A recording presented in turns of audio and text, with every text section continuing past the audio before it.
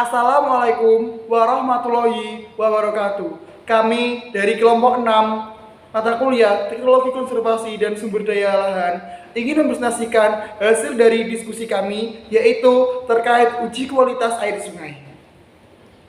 Adapun tip penyusunnya adalah sebagai berikut. Yang pertama ada Andri Widiatmoko dengan NIM 2020-41075. Yang kedua ada Sutiadi Irawan dengan NIM 2020-41051.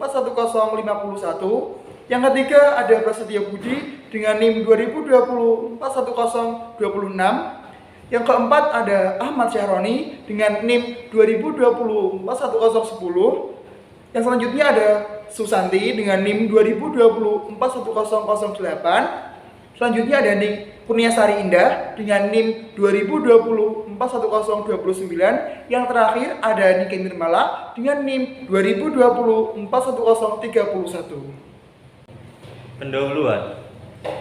Air merupakan unsur penting bagi kehidupan makhluk hidup, baik manusia, flora, fauna, maupun makhluk hidup yang lain. Makhluk hidup memerlukan air tidak hanya sebagai zat makan untuk memenuhi hidup, namun juga untuk kepentingan lainnya.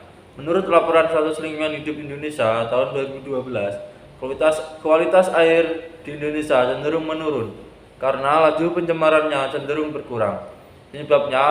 Penyebab penurunan kualitas air sungai di antara lain erosi di lahan kritis, limbah domestik, pertanian, perdagangan, rumah sakit, dan sebagainya.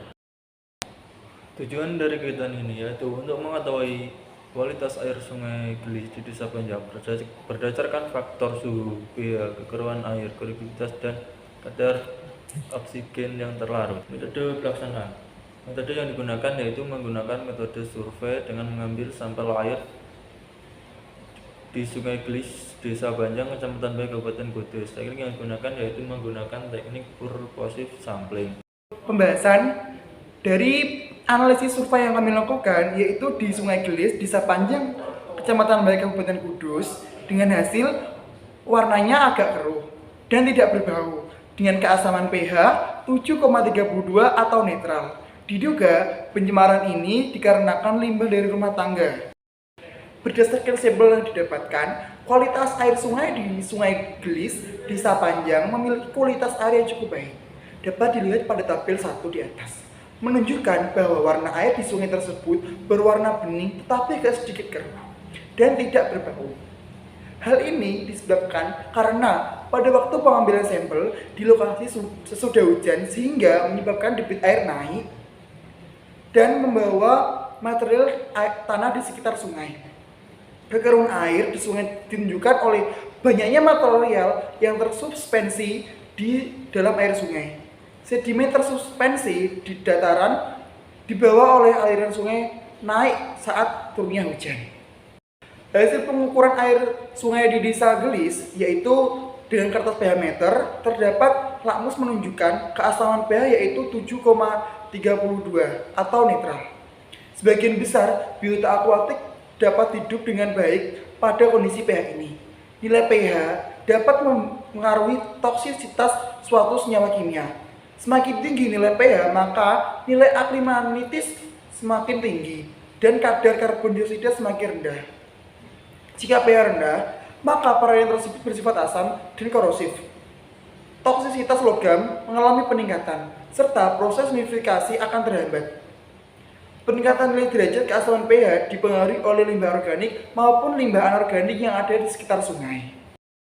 Pada Sungai Gelis di Desa Panjang memang tidak begitu tercemar sungainya, tetapi perlu adanya kesadaran dari penduduk sekitar untuk tidak membuang sampah sembarangan maupun membuang limbah rumah tangga di sekitar, sehingga dapat menjaga kelestarian sungai. Dengan begitu, sungai dapat terhindar dari zat-zat kimia hasil pembuangan dari limbah sembarangan. Kesimpulan. Berdasarkan hasil yang didapatkan pada sampel air Sungai Gelis di Desa Banjang dapat disimpulkan bahwa Sungai Gelis memiliki air yang jernih tapi sedikit keruh dan tidak memiliki bau dengan keasaman pH netral yaitu 7,32. Hal ini dikarenakan air pada Sungai Gelis masih belum tercemar sepenuhnya oleh limbah-limbah buangan penduduk sekitar. Kekeruhan tersebut disebabkan adanya hujan tinggi sehingga material tanah yang di pinggir sungai terangkut oleh air. Nah, demikianlah presentasi dari kelompok 6 terkait uji kualitas air sungai. Kurang lebihnya mohon maaf yang sebesar-besarnya. Wassalamualaikum warahmatullahi wabarakatuh.